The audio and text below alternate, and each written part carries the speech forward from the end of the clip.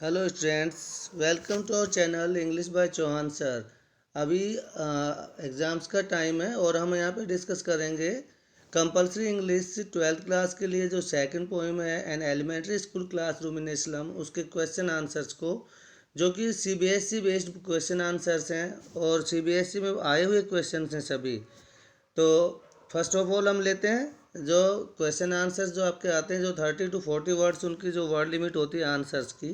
Question first, what change does the poet hope in the lives of the slum children, कि slum children में जो रहने वाले जो बच्चे हैं उनकी ज़िंदगी के बारे में पोइट जो है वो क्या चेंजेस जो है उनकी होप करते हैं कि क्या क्या चेंजेस होने चाहिए। तो इसी क्वेश्चन को यूँ पूछा जा सकता है कि what does the poet want for the children of the slums, कि स्लम्स के जो बच्चे हैं उनके लिए पोइट क्या चाहते हैं।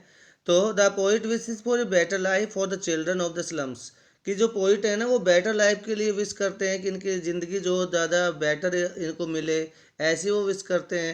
They should have access to education, उनकी पहुंच एजुकेशन तक होनी चाहिए, because education is the key to prosperity, क्योंकि एजुकेशन ही है जो कि प्रॉस्पर्टी की है, सफलता है कि समृद्धि की। They should be given countless opportunities to explore the world, कि उन्हें संसार को एक्सप्लोर करने की काउंटलेस अपॉर्चुनिटीज़ उनको मिलनी चाहिए। They need to break free from the confines of their world, their weak world, कि इनका जो ये वीक वर्ल्ड है जहाँ पे कन्फाइन है यानी जहाँ पे ये सीमित हैं, वहाँ से इनको निकलना चाहिए, इसे तोड़ करके बाहर। And into a world which should welcome them with open arms, और उस वर्ल्ड में उनको ले जाना चाहिए जो ओपन आर्म्स से उनके लिए वेलकम करना चाहिए। The self centred attitude of the affluent classes, और जो एफ्लुएंट क्लासेज हैं, जो पावरफुल लोगों की जो क्लासेज हैं, उनका जो सेल्फ सेंटर्ड एटीट्यूड है, केवल खुद के बारे में सोचने वाला जो उनका एक पॉइंट ऑफ व्यू है, शुड बी ब्रोकन, उसे भी तोड़ा जाना चाहिए।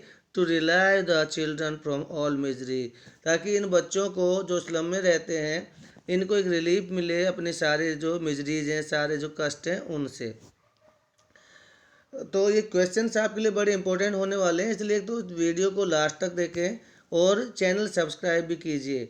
देन नेक्स्ट क्वेश्चन हम लेते हैं यहाँ पे, और वो क्वेश्चन है आपका, to whom does the poet in the poem an elementary school classroom in a slum make an appeal, what is his appeal. बहुत इंपॉर्टेंट क्वेश्चन है कि किससे यहाँ पे जो पोइट हैं वो अपील करते हैं कि इन बच्चों को या इन बच्चों के लिए कुछ आप कीजिए। तो the poet makes an appeal to his readers, कि जो उसके रीडर्स हैं उनसे वो अपील करते हैं। और और कौन से readers, specially the educated and well of people, कि जो रीडर्स हैं और स्पेशली कैसे वेल एजुकेटेड जो हैं उनसे वो अपील करते हैं। To help the poor children, कि जो पुअर चिल्ड्रन हैं इनकी आप हेल्प कीजिए। ऑफ स्लम से बाहर निकालने में, come out and get free from their miserable surrounding. और कहते हैं कि हिज अपील इज दैट, उनकी अपील ये है, they children should be given quality education, because education holds the key to their emancipation. कहते हैं कि जो ये अपील है उनकी वो ये है कि इन बच्चों को आप एक क्वालिटी एजुकेशन दीजिए, क्योंकि क्वालिटी एजुकेशन ही जो है वो आपके आगे बढ़ने की होती है। क्वेश्चन नंबर थर्ड है, विच वर्ड्स और phrases in the poem an elementary school classroom in a slum show that the slum children suffering from acute malnutrition, कि ये जो बच्चे हैं ये कम्प्लीटली एक कुपोषण के शिकार है, इससे पीड़ित हैं। इनको शो करने वाली कौन कौन से फ्रेजेज या लाइन्स हमने पढ़ी हैं। तो देखिए ये कौन सी लाइन्स आई थी, जो कि फर्स्ट स्टैंजा था उसमें आपके ज़्यादातर जो फ्रेज थे वो इसी को दिखा रहे थे।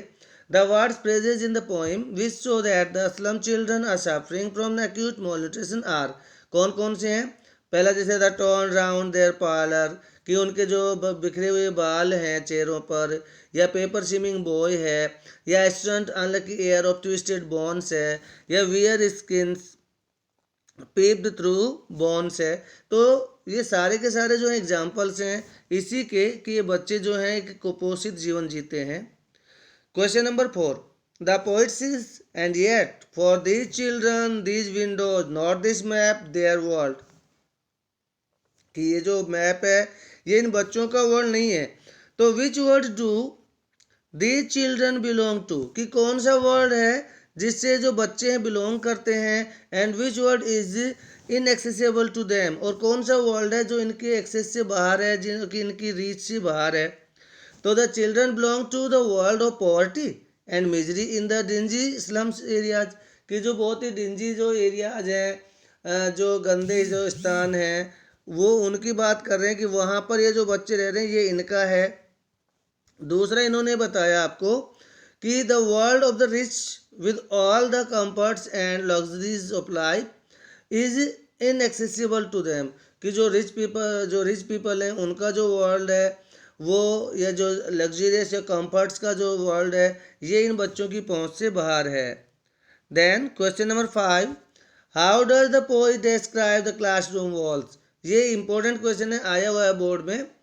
कहते हैं कि जो क्लासरूम की जो वॉल्स हैं उनको किस तरह से पोइट हमें यहाँ पे डिस्क्राइब करते हैं, डिपिक्ट करते हैं। तो बोलते हैं the walls of the classroom are pale and dirty, कि क्लासरूम की जो वॉल्स हैं उनका कलर ऑफ वाइट हो गया है, क्रीम कलर हो गया है, वो डर्टी, वहाँ से स्मेल आती है। और they are decorated with the donated picture of Shakespeare, और वहाँ पे डोनेट में आई हुई शेक्सपियर की जो पिक्चर्स हैं वो लगी हुई हैं। उसके अलावा वो बताते हैं कि यहाँ पे बहुत सारी जो बिल्डिंग्स हैं, बिल्डिंग्स विद डूम हैं, वो उनकी पिक्चर्स हैं, इमेजेज हैं। एक वर्ल्ड मैप यहाँ पर है जो बहुत ही ब्यूटीफुली वैली जो दिखा रहा है, वहाँ पर वो वैली का एक इमेज भी है, which stand in sharp contrast to the dingy, और जो बिल्कुल विपरीत दिखाया जा रहा है, क्योंकि यहाँ जो एरिया है वो बहुत ही डिंजी है, डिस्मॉल है एंड ग्लूमी एटमॉस्फेयर का है, अर्थात बहुत गंदा है, बहुत उदासीन पूर्ण है, या बहुत ही यहाँ पे निराशाजनक माहौल में ये बच्चे रह रहे हैं। और जबकि ये जो इन्होंने दिखाए, जैसे वर्ल्ड मैप है, या ब्यूटीफुल वैलीज हैं, या हिस्टोरिकल बिल्डिंग्स हैं, या शेक्सपियर का फ़ोटो है, ये सारी जो चीज़ें हैं ये सारे के सारे रिच जो कैटेगरी का वर्ल्ड है उसको दिखाती हैं।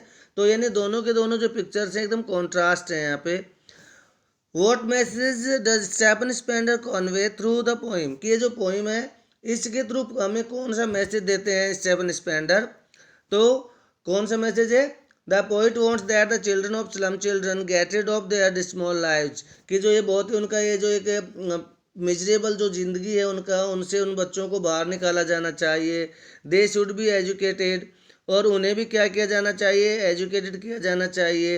And bring out of their अगली सराउंडिंग्स, और जो बहुत ही गंदी सराउंडिंग्स है उससे उनको बाहर निकाला जाना चाहिए।